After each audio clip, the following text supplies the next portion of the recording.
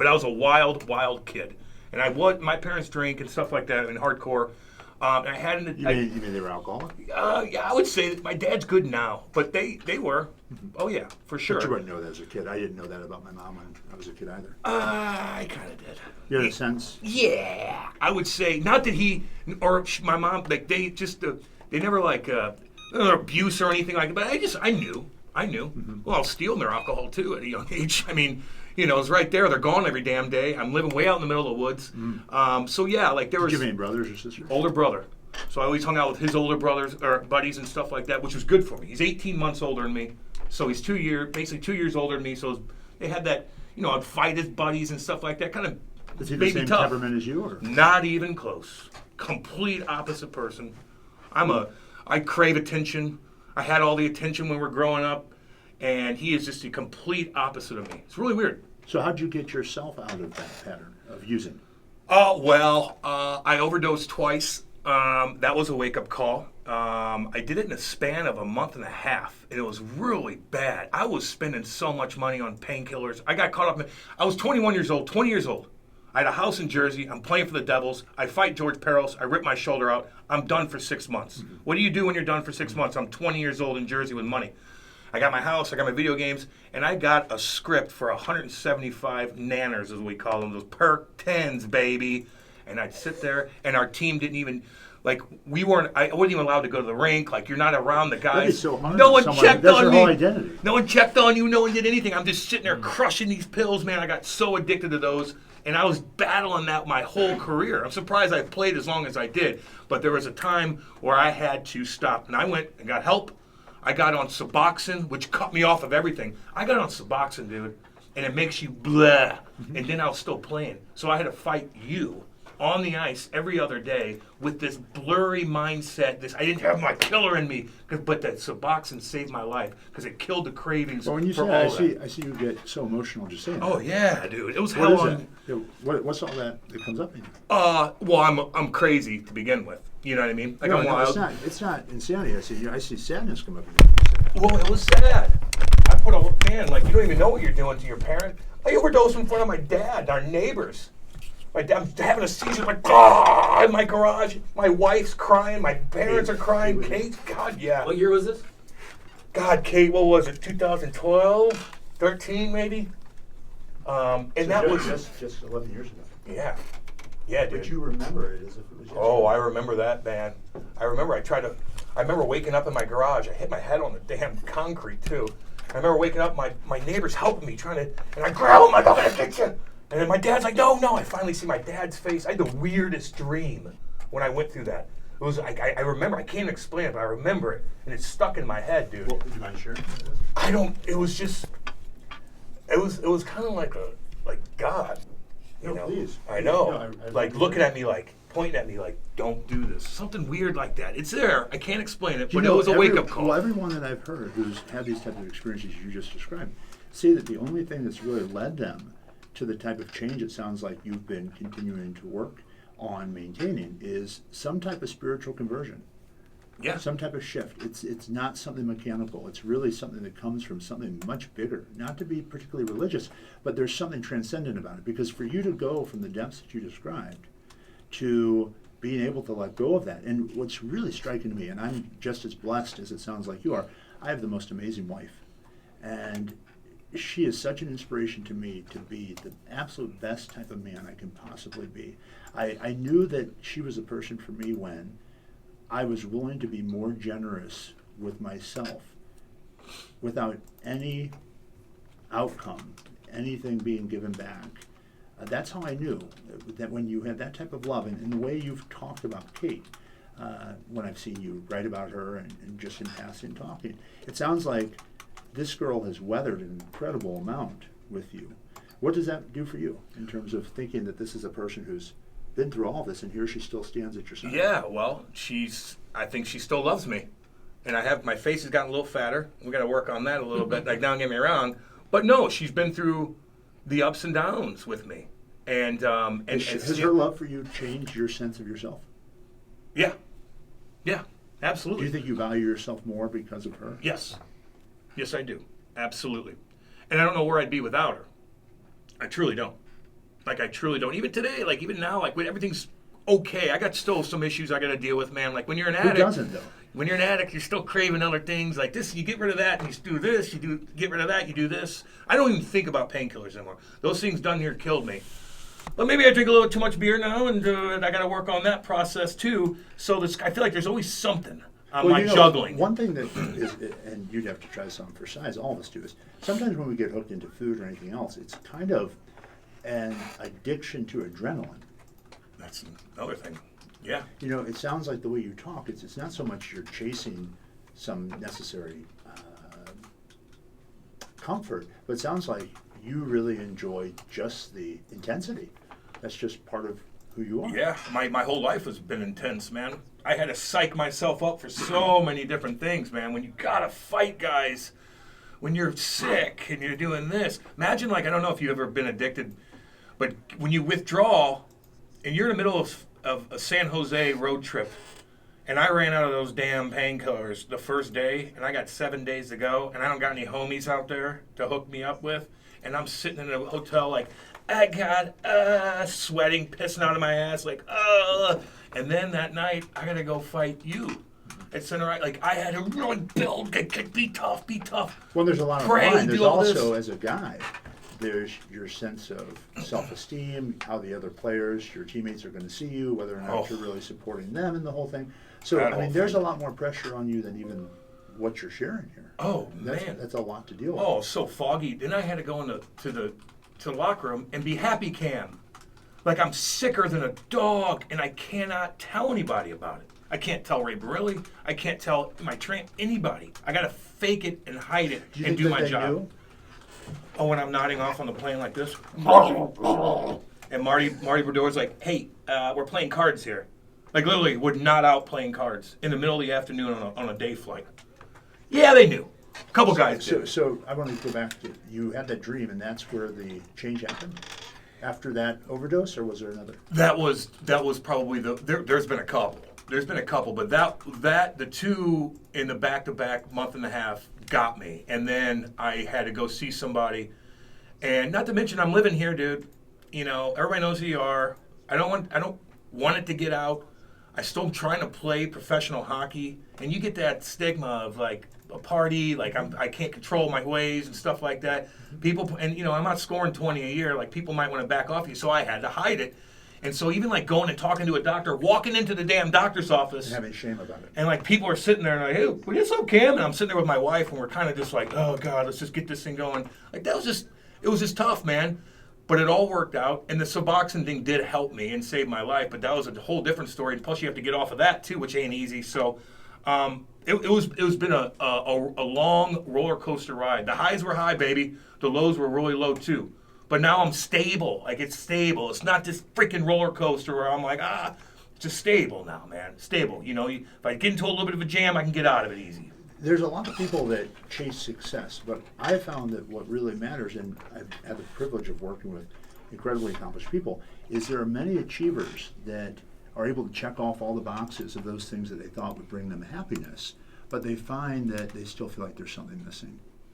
That they have the success, they have the mansion, they have the cars, they have the girl, in some cases they have the guy, whatever the case might be, but they still feel a certain sense of emptiness, a certain sense of hollowness. So the real work is, how do you maintain ambition, the way you described, but at the same time, be content? See, most people are one or the other. Incredibly ambitious, but lack contentment. They're not really happy. Or you have a lot of people that are very, very happy, but have absolutely no ambition. So the work is, how do you bring those two together? I'm more content, and I need to have more ambition now, I feel like. Why would you say that? It sounds like you're pushing all Because the time. You do your podcast. yeah, You're here. but I see other people doing a lot of stuff too. No, you're not giving yourself enough There- credit. Well, I'm not to be soft about it, but the idea is, you know, that's the peril of what I was talking about earlier, is that if you just pull up your phone or you jump online, all you're seeing is the highlights of everyone else. Oh, no doubt. You know, who's I know that posting game. things? Who's posting things like what you just talked about? No one's sharing that. You know, they drank too much last night, and their girlfriend threatened to leave them, or they were out on the porch screaming at each other, or that their children were crying because they were fearful of how they were acting in front of them. No one's sharing that stuff. See, You know, they're sharing the highlights. I So want them to be share that careful. because I'd follow them. Well, I think that what we just talked about right now is incredibly powerful, and meaningful, and I think that Yeah. we're starving as a nation and as a people for authenticity. We want authenticity. People want realness. Why do you think there's so much around the idea of reality shows, although now so many of them are scripted? I think there's something to be said for seeing each other's humanness. Yeah, man. And as men, all of us in the room here, there's so much shame around the idea of being vulnerable with each other. You know, you talked about, I have to go and fight one of you. And the idea is, if I don't maintain some type of dominance, I lose status. Oh, yeah. And so it's really a challenge for guys today because they're comparing and contrasting, and they think that if they let other men know that they feel as fearful, as uncertain, as insecure, as ambivalent as they do, that they're going to lose some sense of status in the other people's eyes. So I think that the greatest gift we can give each other is to let other people in. But when we do, it's incredibly painful because by our nature as being humans, we're all going to hurt each other. Not because we're bad people, but because we're human. So when you let someone get close to you, you are going to unintentionally get wounded. When you have guys that say, I don't trust anybody, I don't trust any MFer, you know, the reality of that is it's not about trusting the other person. When you have trust issues, it's you don't trust yourself to be able to handle the reaction to other people. I get that. It's not about the other. It's about, can you handle a person's disapproval? Can you handle a person's not understanding you? What was really helpful to me as a young person was giving up the need to be understood by other people and make my own self-understanding the real priority.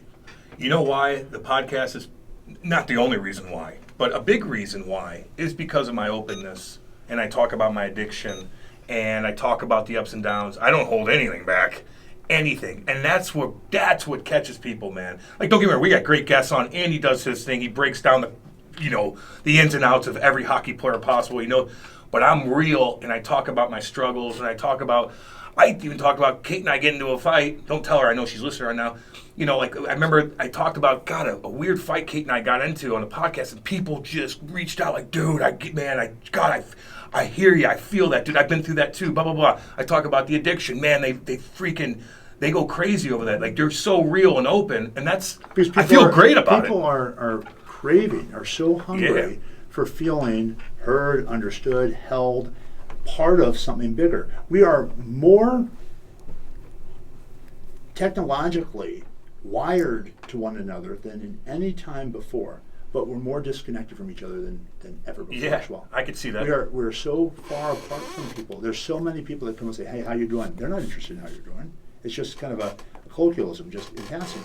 If you could pull yourself back and try to be where you are and actually connect with the people in front of you, there's so much richness to life that I think we all miss because we are all being programmed to think that more is better, the more achievement, the more differentiated we are from one another, the better off we are. And all that does is alienate us.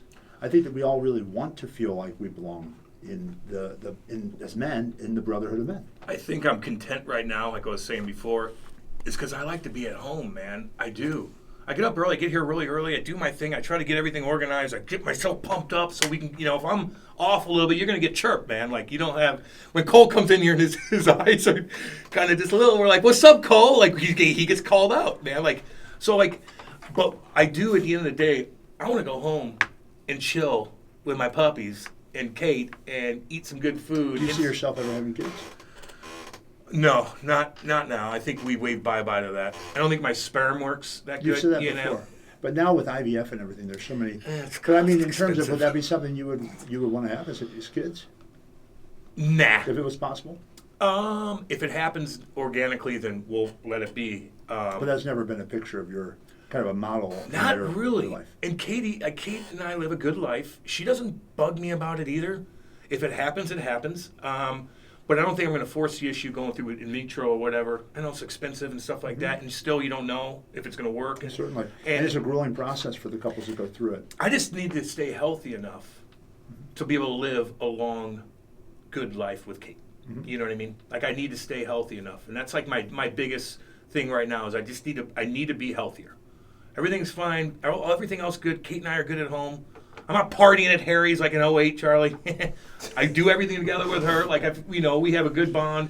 For my 40th birthday, we were going to take a limo bus April up. 15th, right? April 15th, tax day. And we're going to go party. We're going to do this. I go, no. I want to go to Innsbruck with you, Kate. And we're going to go to Carner Butcher and get hooked up and get a nice, cool, badass cabin, jam out, do our thing. That's what I like to do. So, like, I'm pretty, like, low-key right now, man, and I like where I'm at with that. But I still think I could do a little bit more. Whatever that is, I don't know. I'm not going crazy over it. I don't think you need to. I think the important thing is being open to what shows up. And this isn't, taking a necessarily Buddhist perspective, but I think it's really about trying to practice an idea of not living tomorrow today. You can't do it. So being with where you are, and when I work with people, when they have a huge, in their mind, insurmountable goal of wanting to lose 100, 200 pounds, it's not about how are we going to knock that off in 9 months. I just had a gentleman, a physician who was on KSDK here in St. Louis yesterday, a pediatrician, who lost 140 pounds with me in 9 months. But we never start with how fast can we lose weight. It's really about what do we need to do every single day. Break something that's really big down into digestible pieces, and simply one meal at a time, 1 day at a time, 1 week at a time, and sooner than you know it, that consistency builds up and you're where you want to be. So it's really about breaking these bigger things down, as the 12-step program says, 1 day at a time, right? Well, 1 day is for many people too much. A guy who runs as much as you do, and by run I mean you just run anxious. You're. Oh, look at me, dude! I'm 15 nervous? coffees in. Sweat a lot. I sweat a lot. I sweat a lot. Like I'm always like this. You know what I mean? I'm always like, unless it's 7 o'clock at night and I'm crashed out a little bit. But yeah, I mean the coffee doesn't help anything for my shakiness. But no, I'm wound up. I'm not saying that in a critical way. I'm just saying that if that's the way that you run fundamentally, that's fine.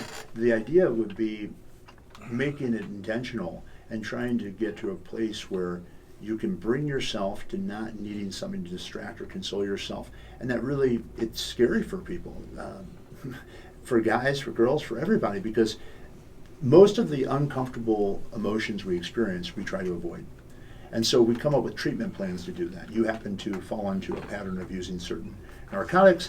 I was using food as a kid. Other people use alcohol. Some people use achievement. Some people use sex. Everything. Some people use sex. Whatever. It's any number of things. And I can think of friends I've known who go from one relationship to the next, and they find themselves in the same exact dynamic, just with a person with a different name. Yeah. And so it's until you really stop and address the issues you need to address, you're going to continue to repeat these types of patterns until, unfortunately, you realize that life doesn't go on forever.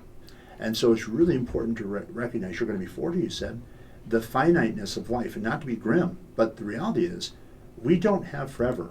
Procrastination is kind of saying F you to the way life is. It's saying, I'm exempt from having to do things on time. I'll get this done whenever I feel like. Well, the truth is, you don't have forever. And so you really want to recognize that you have a limited amount of time. None of us know whether or not tomorrow's guaranteed. So you want to try to be as present with the people you're with and with yourself every single day, and allow the programs that we all have within ourselves to be installed to deal with the feelings that are uncomfortable so you can handle it. Dude, I remember I played with every kind of druggie to alcohol to gambling, but the sex addict dudes, that to me was hard. I felt bad for him. Normal, nicest guy in the world, doesn't drink much, doesn't do this, but he can't get enough. has to have it multiple times a day on his phone. And you got a game in 3 hours, I got to go to the park and meet this girl at a park. Like, I have to have it. And I'm like, whoa, man. Well, your brain is such a plastic organism. It's constantly being shaped and wired by your behavior. And so I always tell people it doesn't necessarily have to be with sex or masturbation or alcohol or food. Whatever it is you're trying to overcome. If you're in a dynamic where you believe that your belief about yourself, like I can't do this, is really something you're having trouble getting over, the best way to do that is to change your behavior. Your behavior will shift the belief. You can't think your way out of that. You can't think your way, I'll just stop watching porn. I'll just stop doing it. We're not subtraction creatures. We don't, you can't get rid of issues. You've got to push issues out. By that I mean, you've got to bring other things in. Think about it. When you were able to get over what you've gotten over, it wasn't that you necessarily just stopped doing whatever it was you were doing. You started to do other things. You started to put more in. So if you have a glass filled with dirty water, to get all that dirt out, you've got to pour fresh water in. We've got to add things to our life. And so the best thing to do is to start behaving in a way that's consistent with the identity you want. When I was a kid, I was 360 pounds. I had a size 50-inch waist. That's awful. I would literally eat my lunch in the bathroom stall by myself as a kid because I wasn't this guy. I always tell people when they come to see me, they see my physique and they think, I was like the high school quarterback and I had all the girls. And Yeah. it's the farthest thing from the reality. I was shy, quiet, introverted, academically oriented, never played a sport in my life. Had a wonderful set of parents, hardworking, but very troubled in their own ways. And I never really got an opportunity to get in touch with my own personal power until I realized that, again, if my life was going to be different, it was going to be because I was going to be different. So I totally relate to what that's like to be stuck in a place you really feel miserable. The only way to change that is to start to get an image of yourself as you want to be, surround yourself with people that are already there, learn the strategies and model them. The great thing about success is success leaves clues. You can find your way to where you want to go because there are already people who blaze the trail. If a young up-and-coming kid wants to play professional hockey and he came to you, you could tell him from point A to point Z, here are the steps. Now, you can't guarantee an outcome, but you can say, here's the path, and I can walk the path with you. So when I'm with people, that's what I do. I've developed a food program, an exercise program, so people know exactly precisely what to do, when to do it, how to do it. They're accountable to me, and we make sure that we get to where they want to go. What were you eating as a kid? What wasn't I eating? Like, were you, was it like, okay, you get up, you're craving food? No. It was very unconscious. I wasn't the type of person that was, fantasizing about Dairy Queen or McDonald's or things like that, or White Castle here in St. Louis. I wasn't doing that. My issue was really reactionary. I grew up, like I said, in an environment where we were very poor. My father owned a cleaning company. In fact, a little-known bit of information, Joey Vitale, right? You're dang right. Yeah, so Joey went to high school with me at CBC, and my parents sacrificed a tremendous amount for me to be able to attend that school. And as a child, my father cleaned their house. Oh, yeah, over in Sunset Hills Yep. or wherever it was Yep. back then. And the reason I say that is, now Joe and I went to high school together. My father was able to put me through school. Joey's father's a very hardworking man as well. Big time hard working. Yes, yeah. VJ Cement. Yeah, wonderful baby. family. But the reason I said it is I grew up in an environment that would not have predicted my future. I've been very successful, written a few books. My wife and I are financially secure. I'm healthy. God has blessed me in a lot of different ways. The reason I say it is so people know no matter where you start, it doesn't matter. Just get on the ladder. It doesn't matter what rung you get on. As long as you get on the ladder, you can climb as high as you want to climb. And so what was so cool for me as a child was, despite my mom having issues with alcohol and their relationship being on the rocks many times, they always imprinted in me a belief that with hard work and with a vision, anything was possible, anything. Despite my father often saying he had overdrawn his checkbook because of bills and everything else, all those things were reality. But as a kid, you just don't think about that, And Unless so they're fighting every day about it. Yes. When they fight about money. Yeah, there's very few things that tear a marriage apart beyond money and stress around that topic. So I wasn't a kid that was just going through fast food places and things like that. My mom really fell into alcoholism horribly. She was in and out of the hospital probably 50, 60 times, and that's not an exaggeration. She was in the ICU. She had to have, I never talked about this while she was living. She died at age 51. Yeah. And my Poor father died at 54. They died a few years apart. I never talked about this publicly when she was living because if I didn't have the mother that I had, I wouldn't be the man I am. Right. I would not be this person. My mother was a wonderful person to me the first 10 years of my life. And even after her addiction, she did the best she could with what she had. And what we all have to come to when we go through adverse childhood, and who doesn't, is we have to develop a certain compassion for our parents. And as men, as we grow older, and if we choose to have kids or if we're blessed with children, we get an opportunity to recognize the humanness of our parents. When you look back and you say, oh my goodness, how did my parents do that? Yeah. You know, the amount of pressure that we have on us as adults to care for our children. When you have that experience firsthand, it really can help you evolve and grow and mature in relation to the way you saw your parents. Because when you're children, you think your parents are gods. Yeah. That anything that you want, your wish is their command. But when we grow up, we realize that life has certain limitations. But as children, we're very narcissistic. We think that everything happens when we want it, how we want it, and that's just it, because that's just the way that we're wired as a species. But when you mature and you grow up, you recognize, wow, my parents made tremendous sacrifices. And that's not to excuse abuse. That's not to make it valid that the painful things that they did were okay. It's just to say that all of us have flaws. All of us have faults. All of us have parts of ourselves that we're unconscious about. And so my philosophy is the more you can become aware of the parts of yourself that you've disavowed, that you have shame about, that you feel are unworthy of being integrated or unworthy of being loved, the more you can do that with yourself. When you can accept all of yourself, you're then capable of being able to truly love other people. But until you can look at yourself and say, I'm someone who can lie, I'm someone who can cheat, I'm someone who can hurt people, I'm someone who can be manipulative, until you can realize all of that stuff is in us as well as the great stuff. I can be generous, kind, loving, compassionate, considerate. Save somebody's life. All these multiple things. times. Absolutely. So all y'all know. Until you're able to integrate all that. Modest. Yeah. Until go on. So when you notice in other people things that you really have a strong negative reaction to, that usually is pointing you to the things in yourself that you haven't been willing to address. So you see that a lot in today's world, you know, where people are saying, if these people weren't so entitled, well, you might want to look at yourself and ask yourself if you haven't realized that you live in a really entitled place. Yeah, I get that. And if you're willing to do that, again, we can grow as a culture, and I think there'd be a lot less hostility. You're never going to eradicate it. You're never going to eradicate war or hatred or violence or any of that stuff. That's just part of the human part of us. But we're also spiritual. And so if you can nurture that, as we were talking about you overcoming your tendencies towards addiction, if you can work on that spiritual side of things, you'd be amazed at how your life can become so much more rich. I get you, man. I know some people too, man, that kind of have it all. They're educated, smart, but they're too confident in themselves, and it ruins them. Like they're too. Well, it's called hubris. Everybody's stupid. Flying too You're close stupid. to the Everybody's sun. dumb. He's not good at that. I'm better than this.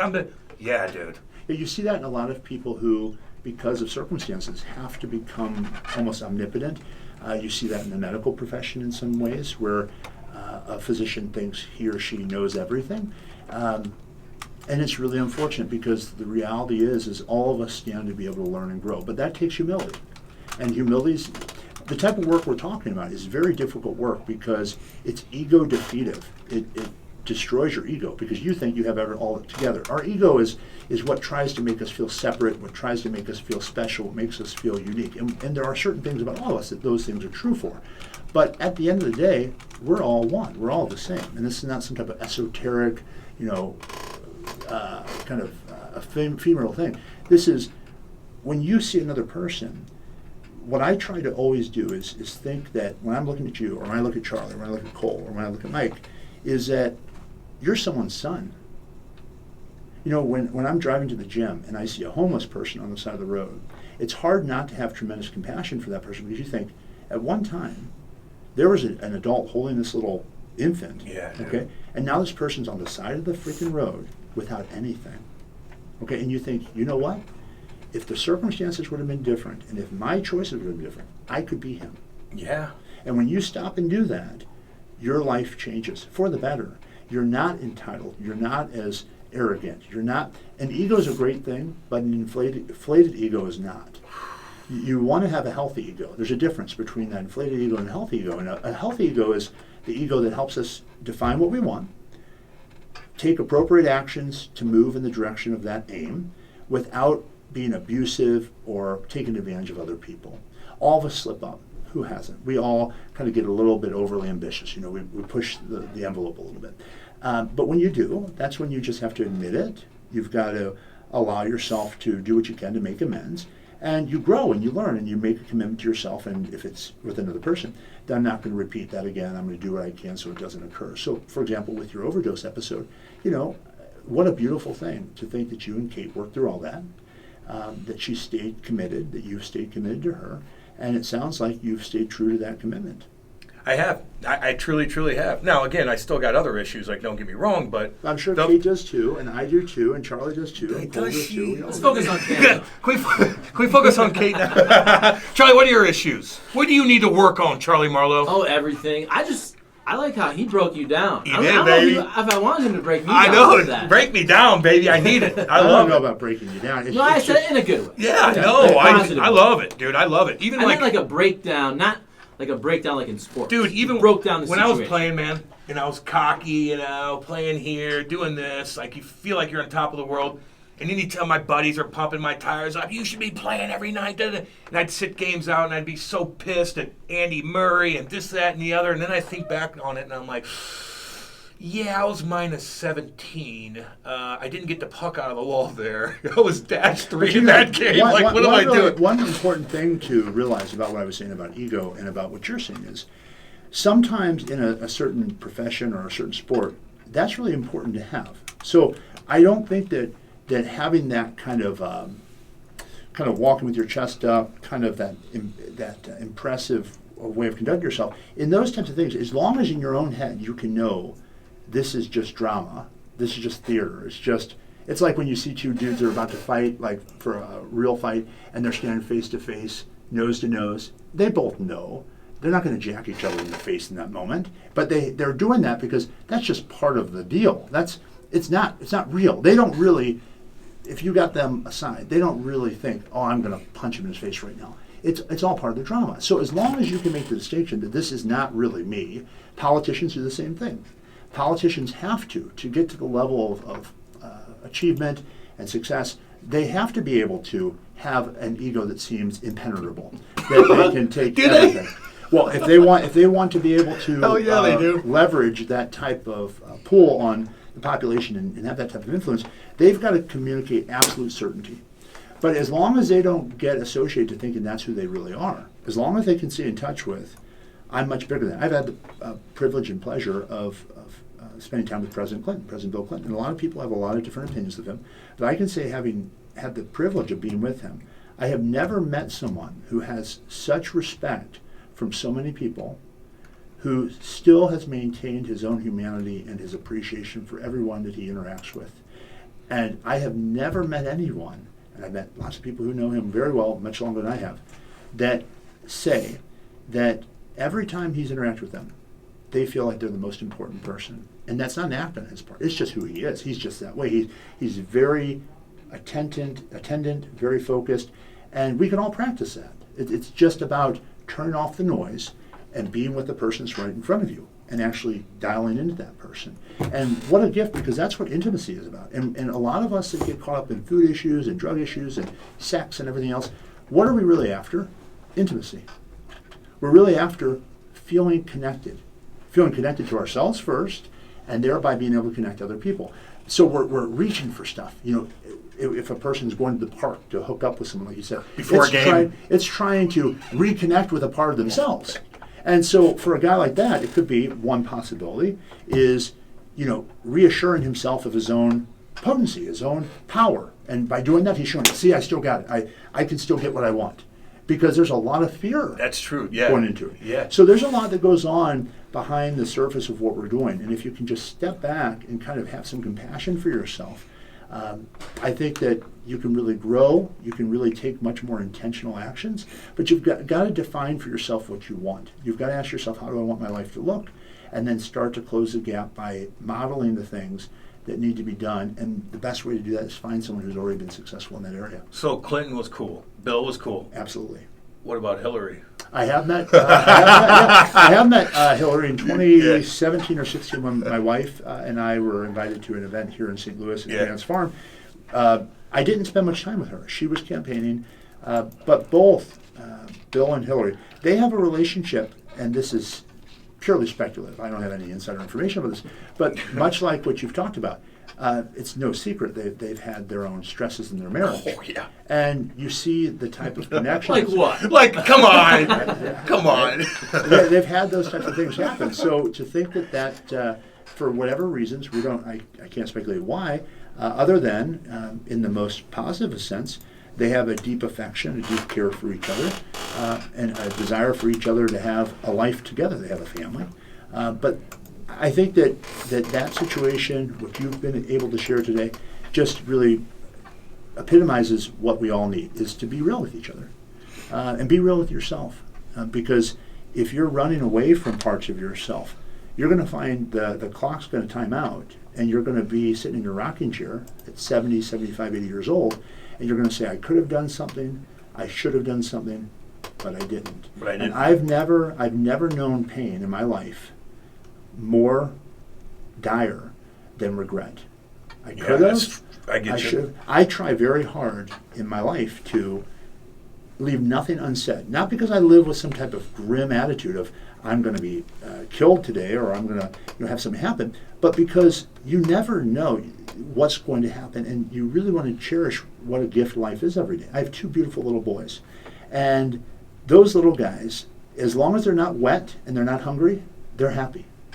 My youngest, he's 9 months old. He's laying on his back. He has his feet up, and he's just playing with his feet, and he's just joyful. He doesn't need anything. His natural state is happiness, and that's what all of us are.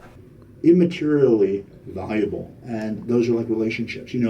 There's nothing stopping any of our partners at any moment from saying, I'm done. No doubt. Any moment, yet they remain committed. And so what a gift, that type of fidelity, that type of commitment. So take stock, take inventory. If you're feeling down listening on the drive in to work, or you're sitting at your office, think about all those things you already have in your life to be grateful for. And if you start from that place, a place of abundance, then you have the power to be able to move forward. Kate just said health is wealth. Well, yeah. You're dang right it is. But also being healthy, it's not just for yourself. If you are providing for your family, or you're there with your wife and all that, if you're not there, you ain't going to be helping them out. No. That's why I've always thought your personal health, you can make the argument, is the most important thing in your life. Because to be a better husband, dad, whatever, Absolutely. you have to be healthy, energetic. You have to be there.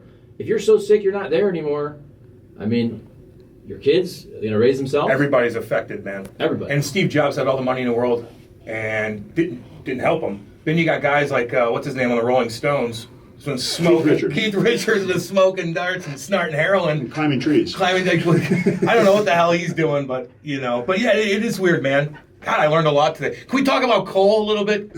Cole, what's your next step in life? What do you want to be? I like this. Now, by the way, so Charles and I are going to talk on Friday. So what's the correct word? Because this is a bit of a therapy session. Yeah, baby. I feel damn good. Disclaimer, I am not a psychotherapist, I'm not a counselor, I am a coach. So I work with people on the here and now, but our history, our beliefs have a lot to do with the choices we're making, so understand that stuff is helpful. But when people come to see me, it's definitely not therapy. I don't know of any therapist that talks as much as I do. Have you ever I'm seen trying to be Goodwill? positive. I'm using these words. Have you I'm ever not using seen- the right words, but it's a good thing. Have you ever We're seen learning. Goodwill Hunting? Oh, yeah. Yeah, and when Matt Damon says to Robin Williams, who plays the therapist, he says, you've talked more than any fucking shrink I've ever met. You might want to edit that I'm one. sorry. That's all good. That was a quote from the movie. So You're good. anyway, It's all good. I hope you guys are fine. No, we're good. I do it all the time. But I don't offer therapy, but the coaching's just about closing the gap from where you are to where you want to be. It does help having good parents growing up, though. Our early I life mean, has such an impact on it how does. we turn out. And so many of us think that we're exempt from our history. But I always say that people are kind of like turtles. We carry it on our back our whole life, our whole history. And what's really important to realize is if you're going around life unconscious of all that stuff, you will recreate it in the present with a whole set of actors that never signed up for that role. So you'll dress your wife up as your mother. You'll dress your boss up as your dad. You'll dress your best friend up as someone that bullied you. I mean, all these things get carried forward. Why? Because our psyches have a very natural desire or mechanism to heal. And so we're trying to work through and to master and to take care of those things that we feel were unresolved. It's another reason I think it's really worth making sure you can't always get closure on things. I had a friend who lost her father to suicide, and she never got to have that last conversation. But that type of work is really more inner work. It's making peace with yourself. To try to avoid that from ever happening, try to just be real with everyone that you're interacting with every day. Tell your buddies you love them. As sensitive as you might come across, you'd be surprised at how appreciative other guys are when they actually feel like they have someone in their corner. Yeah. Like they have a brother, they have someone there. As I said, a lot of us are walking around, I was one of them, in silent desperation. We feel we're different than everyone else. We feel we have to compensate for the deficiencies that no one knows about except for us. And we're always comparing and contrasting. Whereas if you realize, man, everyone else is just as insecure as I am. Everyone else is just as nervous as I am. Yeah. Everyone else is just as afraid as I am. Because the world right now is a very intimidating world. There's so much coming at us. And if we can allow other people to know that, there's strength in having those connections with other people. I was lucky as a kid to have a good mom and dad to really help me through everything. And I still see my dad. My mom passed away a couple years ago. I go see my dad multiple times a week, and we have a great relationship. I'm lucky, man. If I wasn't for those two, I wouldn't have had a chance. Well, it sounds like Anything. Kate had a big part to play too. Yeah, well, we didn't. Well, Kate, I met Kate when I was 29 years old. Getting to So you're ready. when I was at the end of my blues career when Kate jumped in the mix. But even getting to point A to all the way up there, like if I didn't have my mom and dad, I would have been a lost puppy, man, big time. Do you think that what you went through actually made things better for the way you are with Kate? Yeah. I think I'm a better. I look back on it like, God, I spent so much money and dang, all this stuff, and I'm like, man, no, it does make me stronger, and it was certainly a wake up call, but it makes you humble too, and vulnerable, and I think when you realize that, like you kind of know where you're at a little bit and what can happen in a negative way. Like, hey, I can't go down this path again. But no, Kate and I's relationship, I think it did make it stronger. For all the crap that we went through, but we're doing great now, man. Everything's pretty dang good, but it wasn't easy. Does she have fear about that in terms of relapse? She worries about a lot of things with me. Yeah, sure. I think the painkiller stuff she's not too worried about, but it could be something else. I got an addictive personality, but we're pretty stable, pretty rock solid right now. The reason I ask is it's not just for you to think about, but for anyone listening is.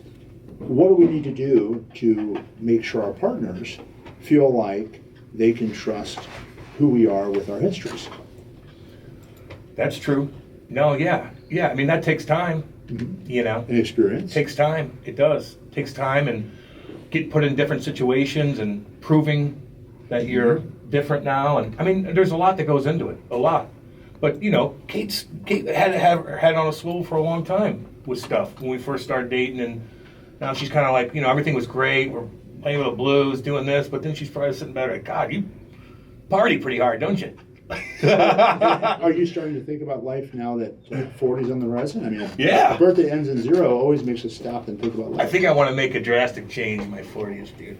Just to change it up a little bit. I do. Of what? Just being healthier. Being healthier. Is there a specific thing you're thinking about? Stop drinking as much beer. I would say that's numero uno. But other than that, I think I'm okay. Like, I like to keep my hands in different things. I got some opportunities that might come up this summer and whatnot. But what would it take for you to stop drinking? Oh, like completely? I might. I mean, have you ever it'd be given it a go and said, I'm not going to drink for a certain amount of time? Yeah, a little bit. So that's a no. It didn't. It worked for a little bit, but it came back. But yeah, no, it's gonna take strength. You have something you could replace it with? Yeah, working out. Exactly what it is. Working out. Have you let that go? Have you not been? Yeah, no, I let that completely go, basically. I mean, I do my push-ups and stuff like that. I'm going to skate with the alumni today. But I got motivation to skate with the alumni because I'm in a big game for Chasers charity event, and I want to embarrass myself because there's going to be a lot of people there. So there's like motivation to that. But I should want to do that anyway. Man, right when I retired, I had the best skate in St. Louis going on. All these guys, it was so competitive. And then it just kind of, COVID, I stopped. And it's not the, I mean, but we stopped doing it. And then I just kind of dipped into a couple things early and stuff like that. And of course, I don't blame anything on COVID. It's all on me. But yeah, I was rocking and rolling when I retired. Here's something that might be helpful for you and for anyone is ask yourself if the man you are today at 39 would be a role model to the 16-year-old version of you.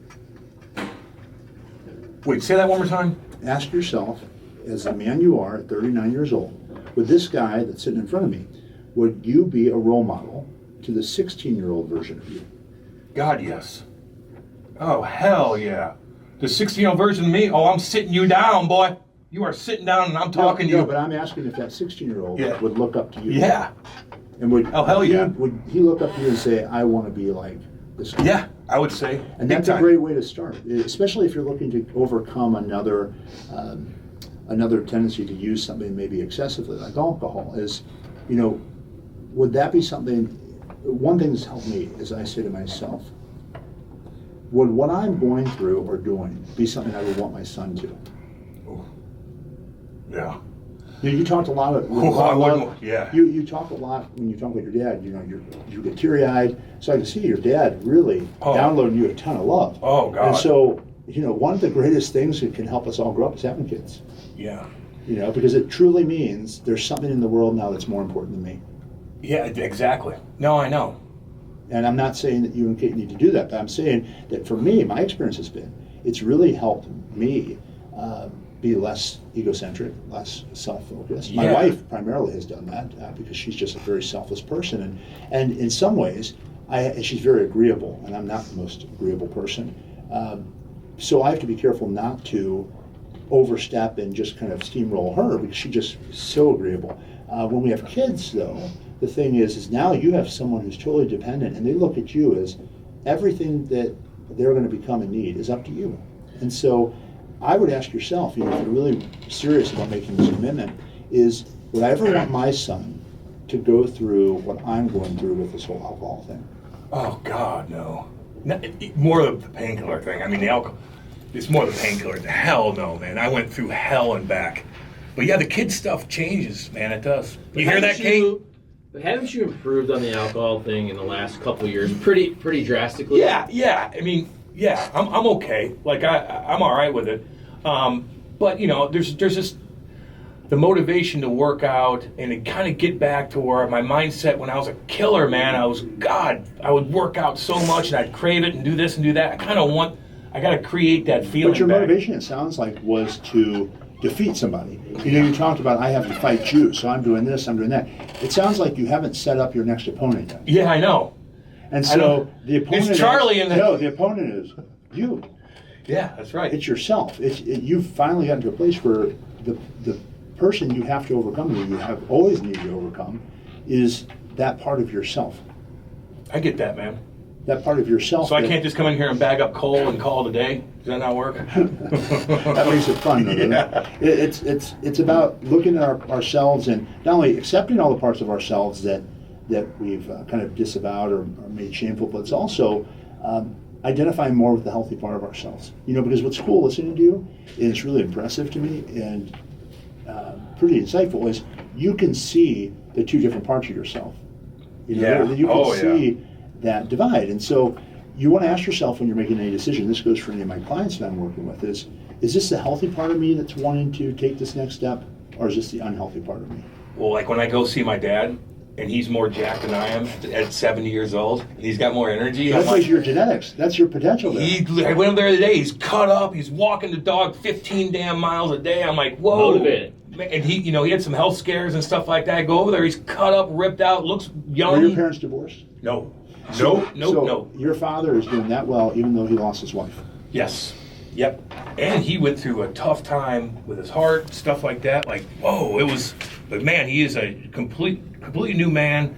I mean, I go there, he's in the basement, he wants me to bring over the damn dumbbell that I have in my room. I'm like, I'm going to tear my truck up if I do that because it's going to roll around and stuff like that. No, he's into it. So it's like when I go over there, I'll hook him up with some first form clothes and stuff like that. Looks good on him. And I'm like, God, he looks better than I do.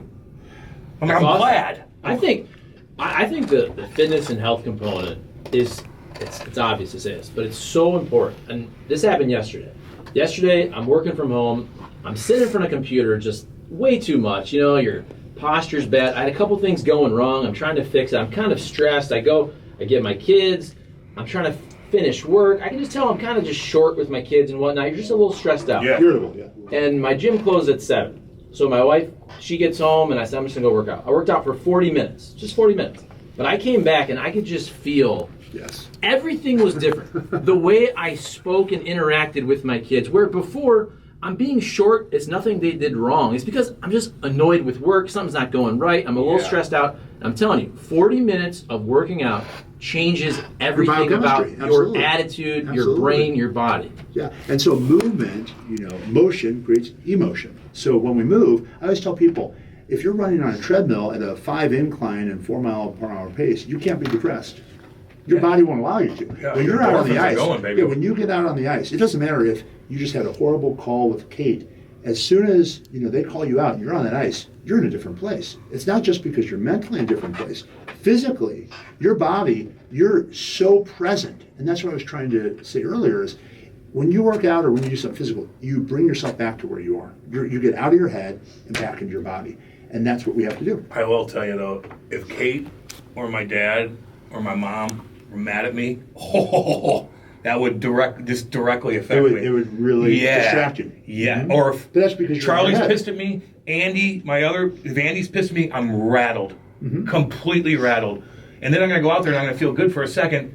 Then it's going to get in my head and I'm going to turn the puck over and the guy's going to trip me. Then I'm in a bad spot again.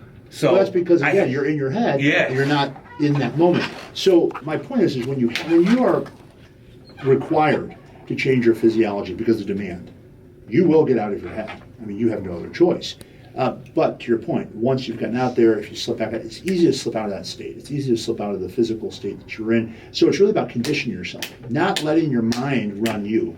You running your mind, because your mind's going to chatter all the time. It's going to tell you all of the time, here's something you could do to feel different. Nonstop. All of the time. So you've got to learn how to discipline your mind. Just like you can build any muscle, you can discipline your mind so that you no longer give it the ability to kind of direct you in ways that really aren't aligned with the things you want. So if somebody wanted to get in touch with you, what do they need to do? Best thing to do is go to my website. It's charlesdangelo.com. It's CharlesDangelo.com. I have an office here in St. Louis, but I work with people from all over the world. I have clients as far as Europe that work with me via Zoom. Most people that come to see me feel like they've tried everything and nothing works. These are doctors, these are lawyers, these are stay-at-home parents, these are teenagers.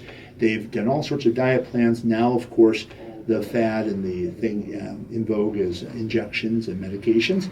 Many have already come to me that have tried those things. If you're looking to really change what directs your behavior, you really work on your mindset. Certainly I'll tell you what to do with food, what to do with exercise. But if you really want to change your philosophy, your attitude, and work on your mindset so that you can stay consistent, as you were talking about, you've had a history of being athletic, but like so many of us, life happens, you mentioned COVID, and you kind of fall off. If that's where you are, then just reach out. There's a simple form to fill out. You put your name, your email address, your phone number. A member of my office will reach out. You'll have a consultation with me either in my office in person or via Zoom. We'll talk about everything. If it feels like it's a good fit, you work with me one-on-one. So I still see people one-on-one. You're not seeing me and then shuttle off to someone else. And we'll not only work to get your goal, but then learn how to stay there. All right, man. No, I like it, dude. I feel good. I think I'm going to score like 15 goals a day. I love it.